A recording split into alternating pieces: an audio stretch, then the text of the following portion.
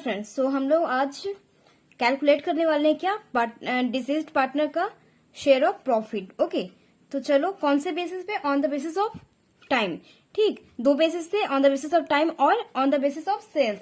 तो हम आज करने वाले हैं on the basis of time. Okay, क्या फॉर्मूला था जी? एक बार रिवाइज करवा देती हूँ। देखो, on the basis of time का फॉर्मूला था कि total profit of last year into period between last final account to the date of death into deceased share of partner। Okay, और अगर देखो यहाँ पे इंटू में है, अगर ये डेज में भी रह सकता है। अच्छा चलो, क्वेश्चन में होगा तो बताऊंगी। ओके, अभी समझ लोगे, आप कंफ्यूज हो जाओगे। चलो देखो, क्वेश्चन चलो करते हैं। Okay, A, B and C are partnered in a firm whose books are closed on 31st March every year। ठीक है, 31st मार्च को ABC पार्टनर है फर्म में, उसका जिसका बुक मतलब हर साल कब बंद होता है? 31st मार्च को। ठीक है, B died on 30 June 2009। B मर गया कब? 30 जून को 2009 में। And according to the agreement the share of profit of a deceased partner of up to the date of death is to be calculated on the basis of the average profit of last 5 years। okay, the net profit means किस पे calculate करना है? Calculate on the basis of average profit of the last 5 years means क्या? On the basis of time means हमें profit दिया है, profit के base पे। Okay, the net profit for the last 5 years have been 2005 में ₹14,000, 6 में 2006 में 18,000, 2007 में 16,000 और 2008 में 10,000 का लॉस। ब्रैकेट में लॉस है ना, ये लॉस है। 2008 में क्या आया? लॉस आया। एंड 2009 में 16,000 और 2000 में ही वो मर गया था। ठीक है, calculate B's share of profit up to the date of death and pass necessary journal entry. Okay, तो चलो कैलकुलेट करते हैं। क्या पहले हमें इसमें क्या कैलकुलेट करना पड़ता है? हमें कैलकुलेट क्या करना है कि जितने भी ईयर का हमें प्रॉफिट दे रखा है, मीन्स एवरेज प्रॉफिट। पहले तो हमें प्रॉफिट दिया है तो हमें क्या निकालना होगा? Average profit. क्योंकि एक प्रॉफिट नहीं ना दिया है, बहुत सारे प्रॉफिट दिए हैं, तो हमें क्या निकालना पड़ेगा? Average profit. एवरेज प्रॉफिट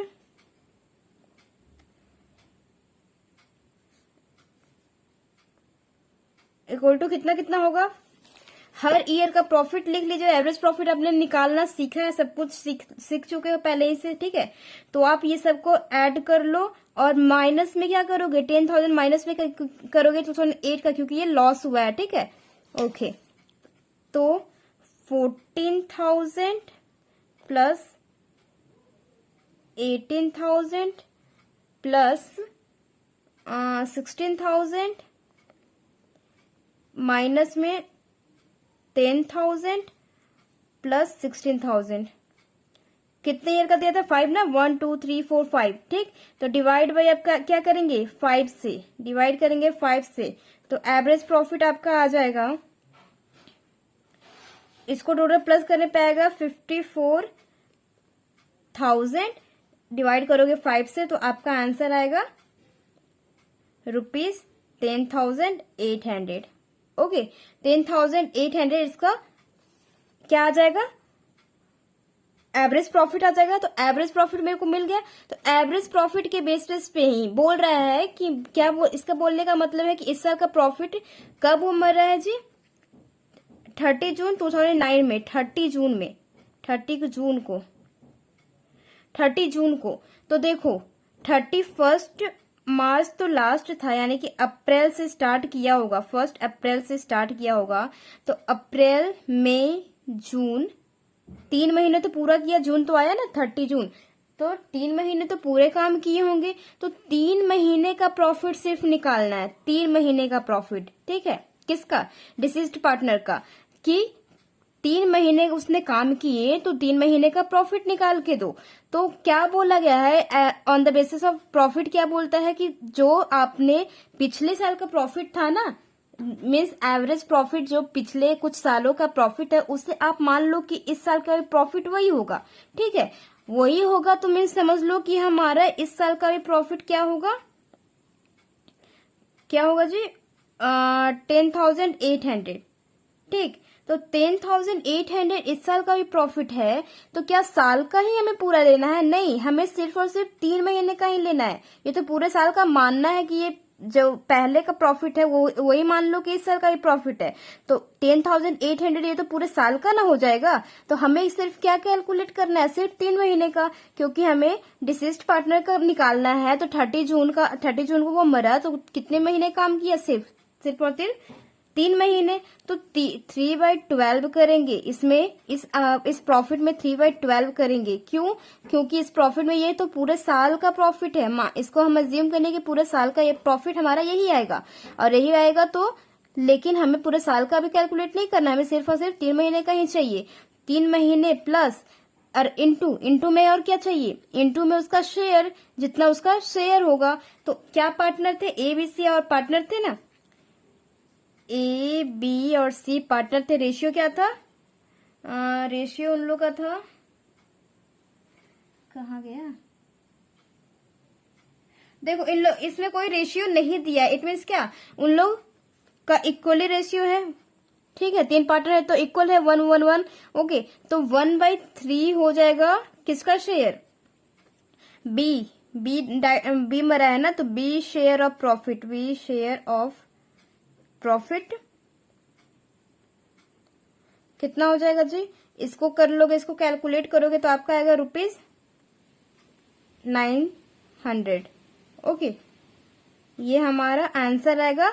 और देखो क्या हमने अज्यूम किया, ये तो एवरेज प्रॉफिट को समझ लिया कि ठीक है इस साल का भी प्रॉफिट हमारा क्या हो जाएगा, यही हो जाएगा। क्या? 10,800, चलो मान लिया इस साल का। लेकिन हमें पूरे साल, यही पूरे इस साल का तो नहीं चाहिए ना, पूरे इस साल का नहीं चाहिए, हमें सिर्फ और सिर्फ 3 महीने का ही चाहिए। क्योंकि जो मरा है इंसान, उसको उसको प्रॉफिट देने के लिए, उसके रिलेटिव को, उसकी बीवी बच्चों को प्रॉफिट देने के लिए उतने महीने का, जितने महीने का काम किया उसलिए हमें प्रॉफिट निकालना है। तो सिर्फ और सिर्फ 3/12 करेंगे। ओके, 3/12 करेंगे और उसका रेशियो से इंटू करके कैलकुलेट करके दे देंगे। ठीक, अब क्या बोला है कि जनरल एंट्री बनाओ। तो जनरल एंट्री बनाने के लिए क्या होगा? डेबिट में क्या आएगा?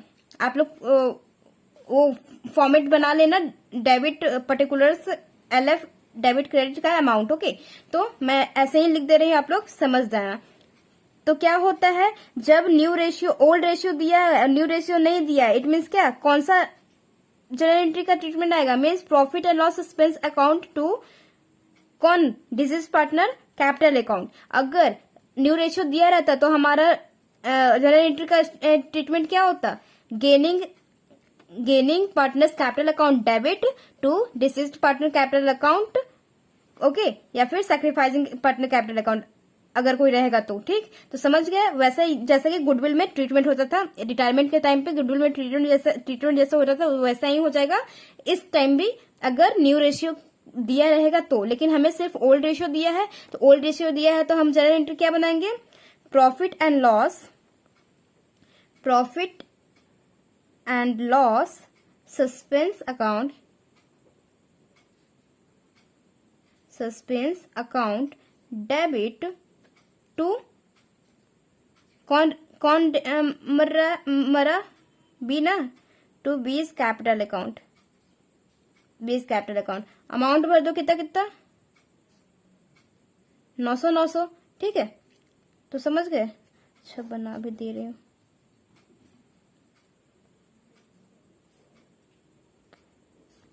डेबिट क्रेडिट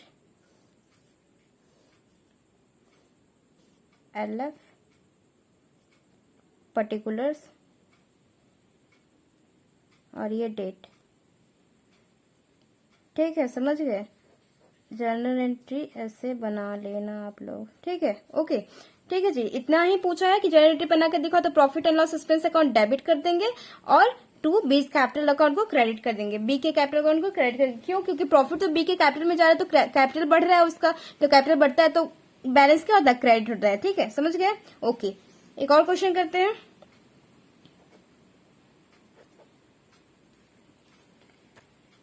चलो एक उस बेसिस पे कर लेते हैं, किस बेसिस पे? डेट के बेसिस पे। मंथ के बेसिस पे नहीं, डेट मीन्स अगर डेट हमें कैलकुलेट करना रहे तो। चलो देखते हैं। A, B and C were partner in a firm sharing profit in 3:1 ratio. The firm, कौन, ए बी सी पार्टनर थे और उनका रेशियो क्या था, 3:1। The firm close it's book on 31 March every year. कब बंद होता है, 31 मार्च एवरी ईयर, हर साल के 31 मार्च को, ठीक है। बी डाइड ऑन 12 जून 2007। 2007 में बी मर गया, कब, 12 जून को, 12 जून को, ठीक है, 12 जून को। ऑन बीज death the goodwill of the firm was valued at 60,000। उसका जब डेथ हुआ तो गुडविल का, फर्म की गुडविल वैल्यू की गई कितने पे, 60,000 पे, ठीक है। On B's death, his share in the profit of firm till the death of his death, क्या है?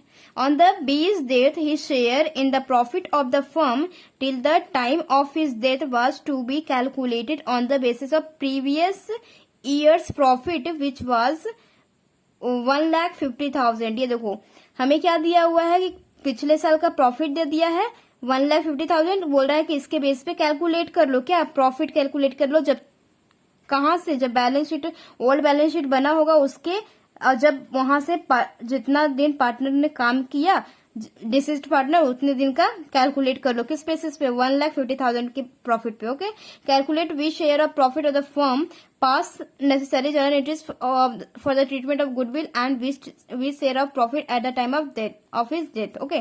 तो मीन्स हमें इसमें दो चीज कैलकुलेट करना है, ट्रीटमेंट ऑफ गुडविल भी करना है और प्रॉफिट भी निकालना है किसका, बी का, ओके। चलो आप ये, चलो कोई नहीं, इसको वर्किंग नोट में शो कर सकते हो गाइस, ठीक है। ये वाला वर्किंग नोट में शो करके ये वाला मेन दिखा सकते हो। इसको ऊपर भी लिख दो, वर्किंग नोट ऊपर नीचे दोनों जगह कर सकते हो, आपकी मर्जी, ठीक है, बीच में नहीं, बस ऊपर नीचे।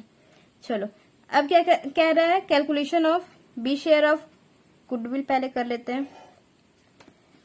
गुडविल हमें दिया हुआ है ना, गुडविल के भी कैलकुलेशन के लिए बोला है। Calculation of B share of goodwill, तो हमें फर्म की गुडविल दी हुई है, क्या दी हुई है, फर्म्स गुडविल हमें दिया हुआ है कि है 60,000। जब 60,000 फर्म की गुडविल है और ओल्ड पार्टनर एबीसी पार्टनर थे, उनका 3:1 रेशियो था, ठीक है। क्या था, एबीसी पार्टनर थे ना, ए बी और सी पार्टनर थे, उनका था 3:1। कौन मर रहा है जी, बी, ठीक है। बी को गोला कर लो, बी मर गया, तो बी मर गया तो उसका शेयर क्या है, 2। तो 2/6 इसका शेयर है, तो इसका शेयर निकालने के लिए, बी शेयर ऑफ गुडविल निकालने के लिए क्या करेंगे, शेयर ऑफ गुडविल निकालने के लिए क्या करेंगे, 60,000 जो है ना, 60,000 को इंटू करेंगे उसके रेशियो से, यानी कि 2/6 से, तो आएगा ₹20,000, ठीक है। तो 20,000 आ गया। ये किस रेशियो में बढ़ता है, गुडविल का ट्रीटमेंट सेम ऐसे ही होगा जैसे कि रिटायरमेंट में होता था। तो क्या होता था, gaining partner capital account debit to sacrificing partner, या फिर रिटायरिंग, या फिर अब यहाँ क्या हो जाएगा, डिजीज पार्टनर, ओके। तो क्योंकि ये गेनिंग रेशियो में होता है, तो गेनिंग रेशियो हमारा क्या हो जाएगा, 3 और 1, तो 3:1 रेशियो क्या हो जाएगा, गेनिंग रेशियो हो जाएगा। इसी में हमारा ये वाला डिस्ट्रीब्यूट हो जाएगा क्या, 20,000, ओके। चलो अब कैलकुलेशन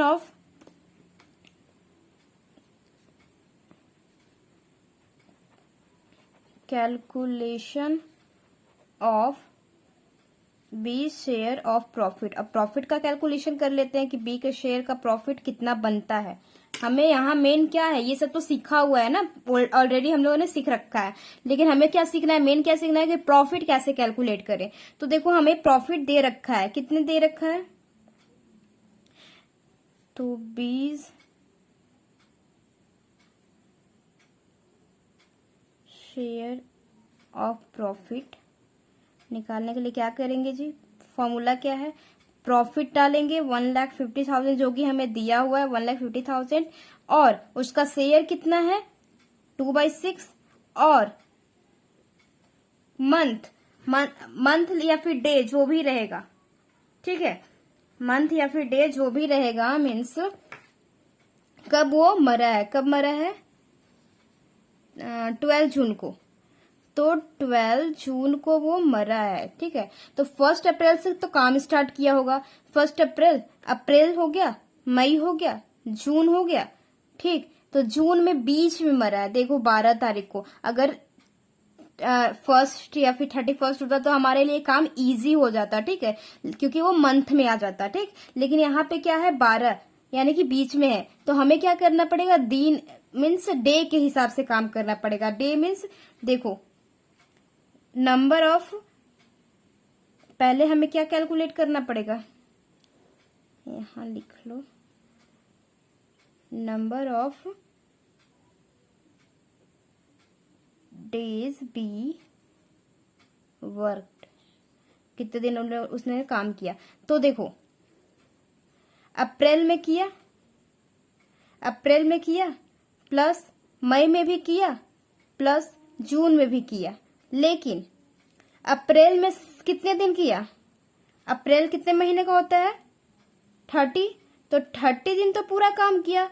मई में 31 दिन तो पूरा काम किया। लेकिन जून में क्या किया, 12 जून को ही वो मर गया। तो 12 जून को मरा तो इट मीन्स कि 12 दिन ही काम किया उसने, राइट। तो 12 दिन ही काम किया, तो टोटल कितना आ गया, 73 डेज।